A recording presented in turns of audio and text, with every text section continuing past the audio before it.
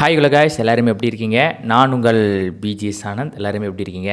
இன்றைக்கி பார்ட் 14வது பார்ட்டில் நம்ம சந்திப்போம். ஸோ அதற்கு முன்னாடி நம்ம பிஜிஎஸ் ஆனந்த் சேனலை ஒரு லைக் பண்ணிடுங்க, ஷேர் பண்ணிடுங்க, கமெண்ட் பண்ணிடுங்க. மறக்காமல் நம்ம சேனலை ஒரு சப்ஸ்கிரைபரும் பண்ணிடுங்க. நம்ம போடுற ஒவ்வொரு வீடியோ உங்களுக்கு நோட்டிஃபை ஆகணும் அப்படின்னா நம்ம சேனலை நீங்கள் எப்போவுமே சப்ஸ்கிரைப் பண்ணி வச்சுக்கோங்க.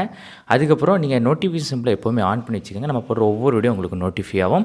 ஸோ இப்போது நம்ம 14வது பார்ட்டுக்குள்ளே நம்ம போகலாம். அப்புறம் என்னுடைய தோட்டத்தில் ஆல்ரெடி நான் சொல்லியிருப்பேன், 13வது பார்ட்டில் தோட்டத்தில் மரம் ஃபுல்லாகவே இதாகி போச்சு, மரம் ஃபுல்லாக காஞ்சி போச்சு.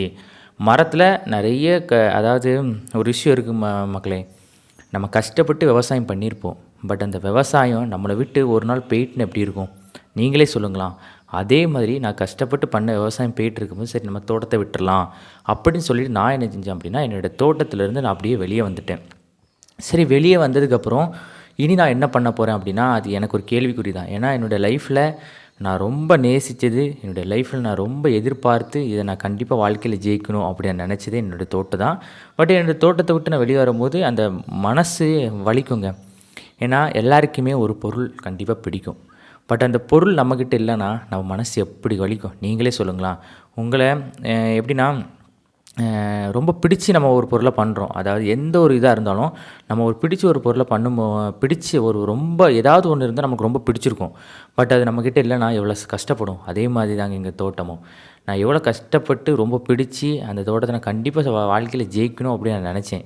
ஆனால் என்னோடய வாழ்க்கையில் நான் ஜெயிக்கணும்னு நினச்சது எல்லாமே என்னோடய வாழ்க்கையில் தோல்வி அடைஞ்சிட்டு. பட் நான் அதை பற்றி நான் பெருசாக யோசிக்கலை. ஏன்னா என்னோடய வாழ்க்கையில் நான் தோல்வி அடைஞ்சாலும் நான் கண்டிப்பாக ஜெயிப்பேன் அப்படின்னு சொல்லிட்டு தான் என்னோடய தோட்டத்தை விட்டு நான் வெளியே வந்தேன். சரி, கொஞ்ச நாள் கழித்து அந்த தோட்டத்தை பார்க்கும்போது தோட்டம் ஃபுல்லாகவே கருப்பு, அதாவது மரம் ஃபுல்லாக காஞ்சி அந்த காயெல்லாம் பிஞ்சு, அந்த முருங்கை மரத்தில் உள்ள பிஞ்சு எல்லாம் வந்து தண்ணி இல்லாமல் அந்த முருங்கை மரத்தில் உள்ள அந்த காய் அப்படியே காஞ்சிட்டு மக்களே. அதை நான் நினைக்கும் போது என்னோடய வாழ்க்கையிலே அந்த நாள் என் வாழ்க்கையிலே நான் மறக்க முடியாது. ஏன்னா என்னோடய தோட்டத்தை நான் வெளியிலேருந்து அதை நான் பார்த்து ரொம்ப எமோஷ்னல் ஆகினேன். இன்றைக்கி இந்த டைமில் இருந்திருந்தால் இந்த நம்ம முருங்கைக்காய் ஏதாவது நம்ம பறிச்சிருக்கலாம். பட் என்னால் முடியலையே அப்படின்னு சொல்லிட்டு நான் கடவுள்கிட்ட அவ்வளோ அழுதேன். ஏன்னா என்னோடய வாழ்க்கையில் நான் அழுதது எனக்கு மட்டும் தான் தெரியும். என்னை சுற்றி இருக்கிறவங்க எல்லாருமே ஒரு 2 நாள் பேசுவாங்க, 3 நாள் பேசுவாங்க, அவ்வளோதான். ஆனால் அதிலேருந்து நான் ஜூன் மாதத்துலேருந்து 2025 ஜனவரி மாதத்துலேருந்து 2025 ஜூலை மாதம் வரைக்கும் நான் கஷ்டப்பட்டு விவசாயம் பண்ணது எனக்கு மட்டும் தான் தெரியும். எனக்கு மட்டும் தான் தெரியும். ஸோ அப்படி இருக்கும்போது அந்த வலிகள், வேதனைகள் எல்லாத்தையும் நான் கடந்து வரும்போது நான் ரொம்ப மனசு ரொம்ப வலிச்சிச்சு மக்களே. ஆனாலும் நான் என்ன செஞ்சேன் அப்படின்னா, சரி எதுனாலும் நம்ம பார்த்துக்கலாம், சரி இது இல்லைன்னா என்ன அப்படின்னு சொல்லி என் மனசை நான் ஒரு வரைக்கும் ஆறுதல் படுத்தினாலும் அந்த தோட்டத்தில் அப்பப்போ நான் விசிட் பண்ணி பார்க்கும்போது அந்த தோட்டத்தை அப்படியே காஞ்சிருக்கு மக்களே. ஆனால் அதை நான் நினச்சி பார்த்து அந்த இடத்துல நான் ரொம்ப எமோஷ்னல் ஆகிட்டேன். ஏன்னா நம்ம தோட்டம் இல்லை, நான் ஆசையாக பண்ணது எல்லாம் போச்சே அப்படின்னு சொல்லிட்டு. அதுக்கப்புறம் அந்த தோட்டத்திற்குள்ளே அந்த காய் எல்லாமே விளைஞ்சி தண்ணி இல்லாமல் அப்படியே காஞ்சி அந்த தண்ணி இல்லாமல் அப்படி ஆகிட்டு மக்களே.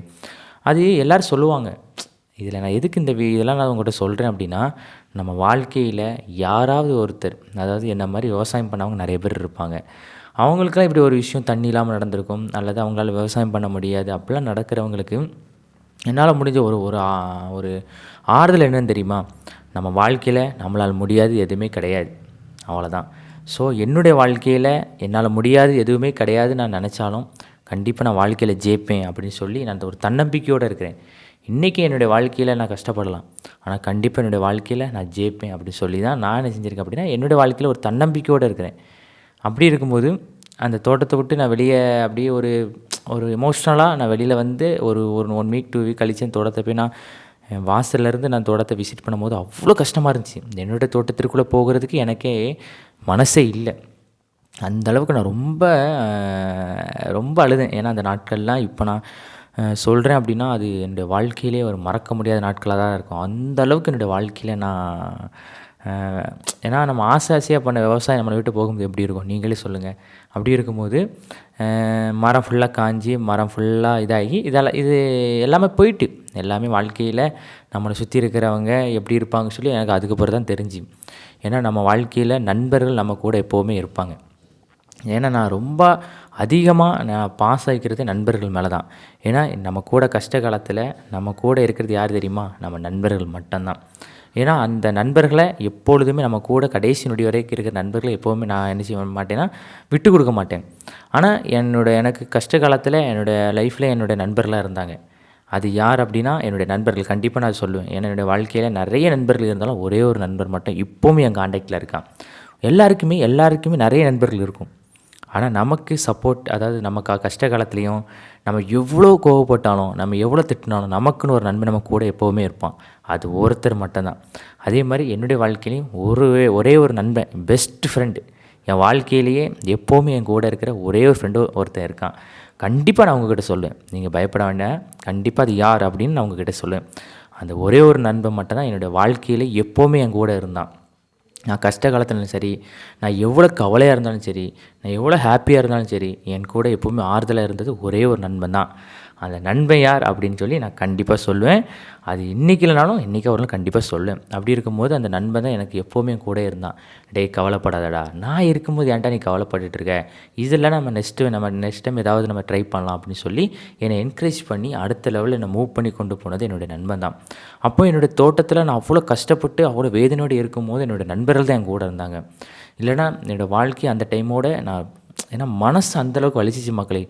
இனி அடுத்த வீடியோவில் அந்த காய் காய்ச்சி தெரியுமா, அதை நான் சேல்ஸ் பண்ணணும்னு நினச்சேன். ஆனால் அங்கே என்னெல்லாம் நடந்துச்சு, அதை சேல்ஸ் பண்ணுறதுக்கு முன்னாடி என்னெல்லாம் நான் விமர்சனத்தை எதிர்கொண்டேன்.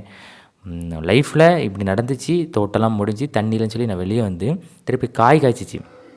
சரி இப்போ காய் காய்ச்சா சரி நம்ம என்ன பண்ணலாம் அப்படின்னு சொல்லிட்டு காயை நம்ம ஏதாவது சேல்ஸ் பண்ணலாம் அப்படின்னு சொல்லிட்டு நான் செஞ்சேன்னா, சரி நம்ம ட்ரை பண்ணலாம் அப்படின்னு சொல்லிட்டு அந்த காயெல்லாம் சேல்ஸ் பண்ணுறதுக்கு நம்ம யாரையாவது இது பண்ணலாம் அப்படின்னு சொல்லி தான் நான் இது பண்ணேன். ஆனால் அதுவும் என்னுடைய வாழ்க்கையில் என்ன நடந்துன்னு சொல்லி நான் உங்களுக்கு 15வது பார்ட்டில் நான் உங்கள்கிட்ட சொல்கிறேன். சரியா? 15வது பார்ட்டில் என்னெல்லாம் நடந்துச்சு அப்படின்னு உங்கள்கிட்ட ஷேர் பண்ணுறேன். அதற்கு முன்னாடி நம்ம பிஜிஎஸ் ஆனந்த் சேனலை லைக் பண்ணுங்கள், ஷேர் பண்ணுங்கள், கமெண்ட் பண்ணுங்கள், மறக்காம ஒரு சப்ஸ்கிரைப் பண்ணிடுங்க. நோட்டிஃபிகேஷன் சிம்பிளை எப்போவுமே ஆன் பண்ணி வச்சுக்கோங்க. நம்ம போடுற ஒவ்வொரு வீடியோ உங்களுக்கு நோட்டிஃபை ஆகும். நம்ம பிஜிஎஸ் ஆனந்த் சேனலை ஃபுல்லாக வாட்ச் பண்ணதற்கு மிக மிக நன்றிகள். உங்களுடைய ஆதரவு தான் எனக்கு மிகப்பெரிய ஒரு பேராதரவு. நீங்கள் தொடர்ந்து நம்ம வீடியோ சேனலுக்கு உங்களுடைய ஆதரவை கொடுங்க. சரியா? டாடா பாய்.